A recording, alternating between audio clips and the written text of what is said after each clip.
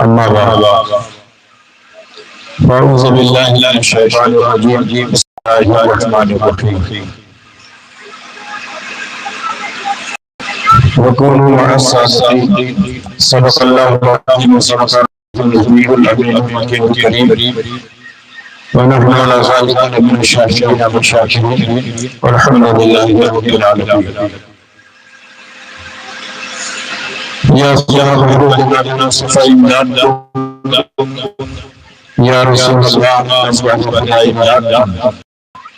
يا شهيد كربلاء يا رافع كربلاء گل رخا شہزاد گل قبا امداد غوث اعظم مومن دوسری ساما مدد قبلہ دین یدہ کعب امام مدد بغیر غاب بلافتاب کشتی ضعیفان شکست سراب و کشتی بحق خان حسان حارون مدد یا معین دین چشتی قادری امنار یا غوث اعظم زمزم جمد شیخ احمد رضا زین قطب عالم زمزم بلا بلا بلا بکمان کشفت بلا بجمال حسنت بلا خسال صلو علیہ وآلہ حضرات محترم ہم اور آپ سامن کر انتہائی حقیقت محبت اور خلوص و احترام کے ساتھ اپنے آقا مولا جناب احمد مصطفیٰ محمد مصطفیٰ صلی اللہ علیہ وسلم کی بارگاہ نبوت و رسالت میں باوجود نبوت دفاع کا تحفہ پیش کیا کہ اللہم صلی علی سیدنا و شفیعنا مولانا محمد و بارک وسلم صلاۃ و سلام علیکہ یا رسول اللہ. ہے بیٹا مائک والے تھوڑا تیز کر دو. ایک بار اور جی لگا کے درود پاک پڑھی اللہم صلی علی سیدنا و شفیعنا مولانا محمد و بارک وسلم صلاۃ و سلام علیکہ یا رسول اللہ یا نبی اللہ یا حبیب اللہ. اس محفل پاک کی قبولیت کے لیے ایک بار اور اللہ کی پڑھی جی اللہم صلی علی سیدنا و شفیعنا مولانا محمد و بارک وسلم صلاۃ و سلام علیکہ یا رسول اللہ. حضرات آپ گھبرائیے گا میں آپ کا زیادہ ٹائم نہیں لوں گا صرف چند منٹ میں آپ کا ہوں اور خطاب کے لیے حاضر نہیں ہوا بس ذاکرین کی فہرست میں نام نہ پڑھنے کے لیے حاضر آ گیا. مجھ سے پہلے آپ نے ایک انوکھا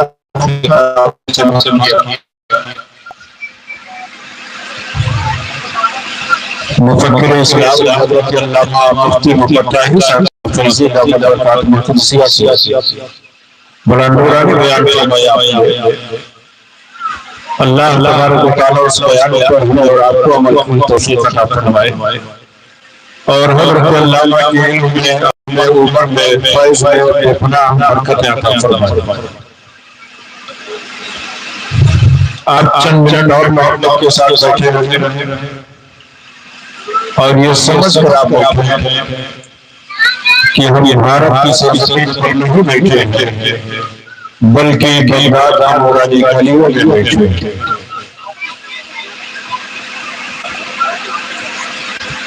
تو یہی تصور قائم کر کے چند منٹ آپ لوگوں سماعت کریں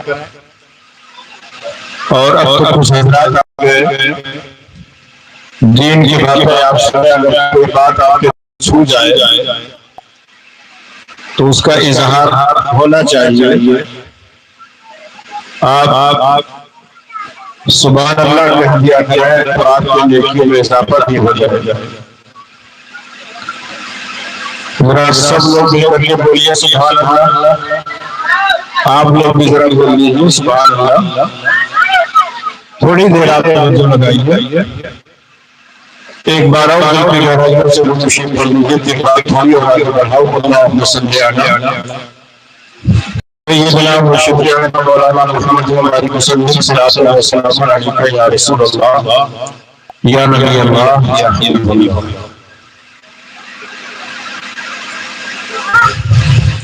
حضرت نبی صاحب نے فرمایا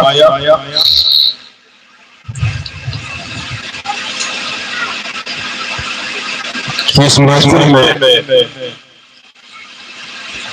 جو حضرات تشریف لائے وہ حضرت مفتی ابو طالب صاحب رحمۃ اللہ کی آئی اور وہ ظاہر ہی حضور غوث پاک کے نام سے اس محفل کو بچایا گیا۔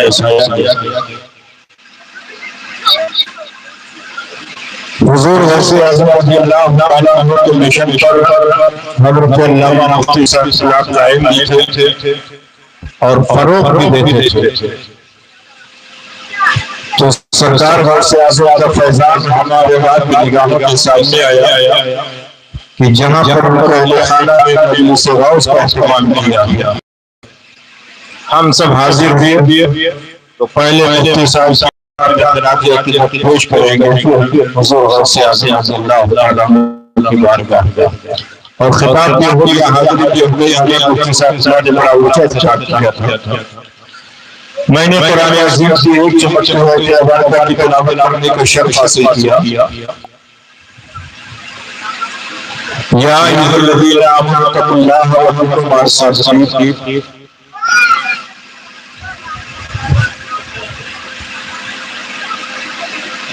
اے ایمان والو، اللہ سے ڈرو اور سچے کے ساتھ چلو۔ حضرات سچے کون آپ اچھی طرح جانتے ہیں کہ بزرگان دین کی جماعت ہے۔ آپ اس بابرکت محفل میں بیٹھے ہیں، سرکار عالم ایک شعر فرماتے ہیں کہ اور آپ جو کرتے ہیں کعبے کا طواف اور کعبہ کرتا ہے طواف عبادت ہے۔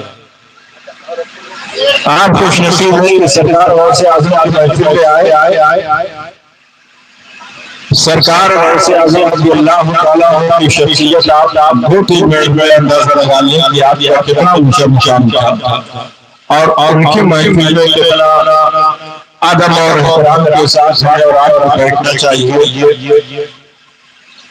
میرا اذان دیے گیا کہ سرکار غوث اعظم رضی اللہ تعالیٰ عنہ بغداد شہید سے اس محفل کو پھیر رہے ہوں گے، جو بیان کیا جا رہا ہے اسے سماعت فرما رہے ہوں گے، ایک ایک ایمان والے کا رخ روشن بھی میرے آقا دیکھ رہے ہوں گے۔ سرکار غوث اعظم رضی اللہ تعالیٰ عنہ بشری کے عالم میں حج کا موسم تھا، حجاج کرام کا قافلہ جا رہا تھا۔ سرکار غوث اعظم رضی اللہ تعالیٰ عنہ نے دیکھا کہ حجاج کرام کا قافلہ جا رہا ہے۔ آپ نے اپنی والدہ سے عرض کیا کہ اپنی جان کو اجازت دو تو میں بھی حج بیت اللہ لے چلا جاؤں۔ تو آپ کی ماں نے فرمایا کہ بیٹے جب تم حج فرض ہوگا تو ادا کر لیں۔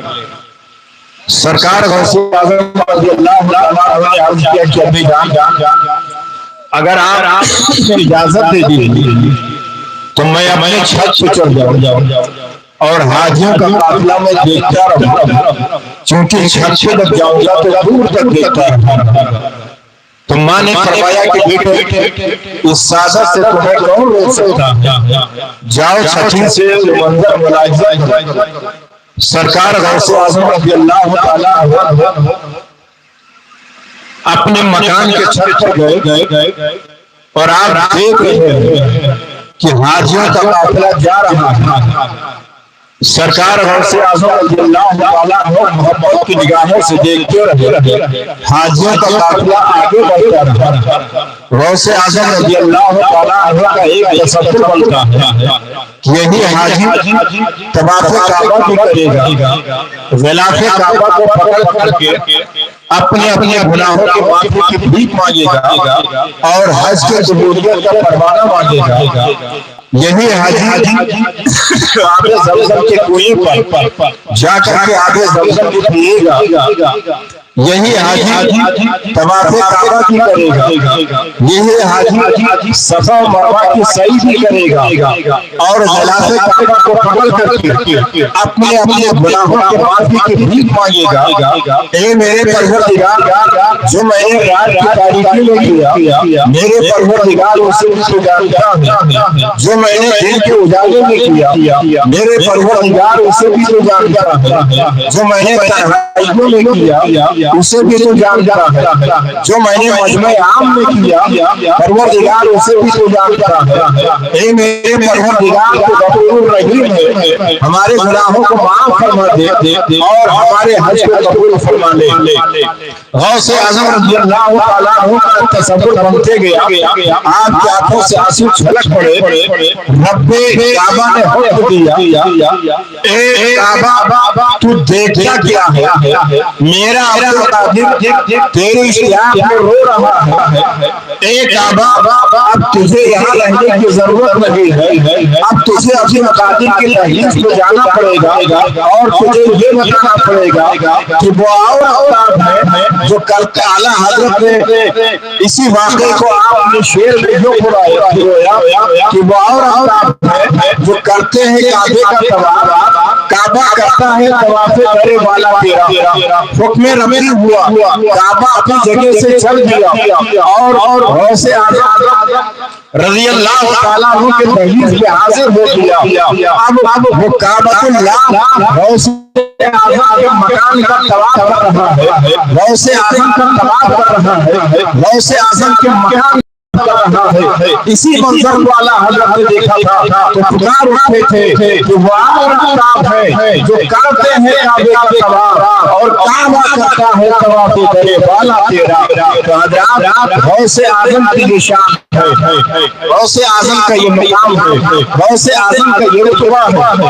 آپ خوش نصیب ہیں کہ اس بابرکت محفل میں آپ اپنے قیمتی وقت کو لے کر کے آئے۔ حضرات وہ غوث اعظم رضی اللہ تعالیٰ عنہ، میں نے قرآن عظیم کی چمک چمک آیت مبارکہ کی تلاوت ہو جاؤ۔ سب سے کون ہے؟ یہی غوث اعظم ہے، اور ہے، صالحین کی جماعت ہے، تابعین کی جماعت ہے، صحابہ کی جماعت ہے، اللہ والوں کی جماعت ہے۔ وہ غوث اعظم رضی اللہ تعالیٰ عنہ ہے۔ پڑھتے رہے آپ بلال کے مدرسوں میں، آپ بلال کے مدرسے میں پڑھنے کے لیے جا رہے ہیں۔ وہ دور خلفاء بنو عباس کا دور تھا، مسلمان بڑے ٹھاٹ اور مار سے زندگی گزارتا تھا، بڑا نام و نمود اور نمائشی زندگی تھی۔ حال یہ تھا کہ بادشاہ کا بیٹا پڑھنے کے لیے جا رہا ہے تو آگے نبی چل رہے ہیں، ملاحظہ ہوشیار شہزادی کی سواری آ رہی ہے، وزیر کا بیٹا پڑھنے کے لیے جا رہا ہے تو آگے نوکر چل رہے ہیں، امیر کا بیٹا پڑھنے کے لیے جا رہا ہے تو آگے نوکر چل رہے ہیں، مگر شیخ ابو صالح چودھری دوست کا دور نظر، ام الخیر فاطمہ سعدی کا لقب جگر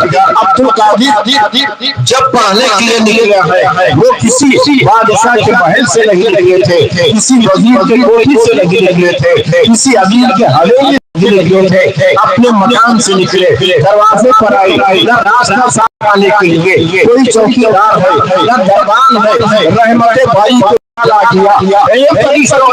معمولی بادشاہوں امیروں وزیروں کے بیٹے پڑھنے کے لیے جائیں تو آگے نوکر راستہ صاف کراتا جائے، اور میرا پیارا عبدالقادر پڑھنے کے لیے جائے تو کوئی راستہ صاف کرانے والا نہیں ہے۔ اے فرشتوں تم جلدی سے جاؤ اور میرے عبدالقادر کے آگے اعلان کرتے چلو کہ راستہ دے دو، اللہ کا ولی تشریف لا رہا ہے۔ یہ غوث اعظم رضی اللہ تعالیٰ عنہ کی شان ہے۔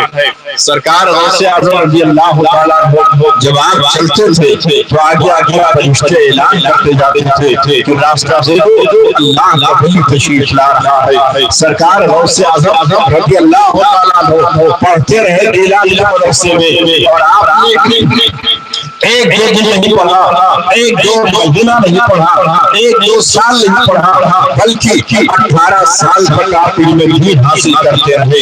ایک سوال ہوتا ہے کہ غوث اعظم رضی اللہ تعالیٰ عنہ اللہ کے ولی، پیدائشی ولی، تو آپ کو پڑھنے کی ضرورت کیا تھی؟ آپ ایسے ولی پیدا ہوتے ہوئے روزہ رکھا آپ نے، تو آپ علماء کے پاس پڑھنے کے لیے کیوں گئے؟ مدرسوں میں آپ کیوں گئے؟ تو جب ذہن میں یہ سوال بنتا ہے تو غوث اعظم کا کردار آواز دیتا ہے کہ میں مدرسوں میں پڑھنے کے لیے اس لیے گیا تھا کہ جب کل میں اپنی خانقاہ میں بیٹھوں گا تو بڑے بڑے علماء، بڑے بڑے محدث، بڑے بڑے مفتی، بڑے بڑے مفسر میری خانقاہ میں مجھ سے مرید ہونے کے لیے آئیں گے۔ تو کل جب دنیا ان عالموں کو اور ان مفتیوں اور ان مفسروں کو میری خانقاہ میں مجھ سے مرید ہونے کے لیے آتے دیکھے گی، مجھے ان کے پاس پڑھنے کے لیے جاتے بھی دنیا دیکھے، تاکہ کل کوئی انجائی یہ نہ کہے کہ ولیوں کا راستہ اور ہے، ولیوں کا راستہ اور ہے، تو میرا دیوانہ اسے جواب دے سکے، ارے جا کسی اور کو دیکھ کے بنانا، ان ولیوں اور ولیوں کا راستہ یہاں ایک ہے کہ ولیوں کا سردار پڑھنے کے لیے مولوی کے پاس جاتا ہے اور مولوی مرید ہونے کے لیے غوث اعظم کے پاس جاتا ہے۔ حضرات یہ شان ہے سرکار غوث اعظم رضی اللہ تعالیٰ عنہ کی، اور اب میں مناسب اور بہتر نہیں سمجھتا ہوں کہ اپنی گفتگو اور آگے بڑھاؤں، میں یہی پر اپنی تقریر ختم کرتا ہوں، لیکن چلتے چلتے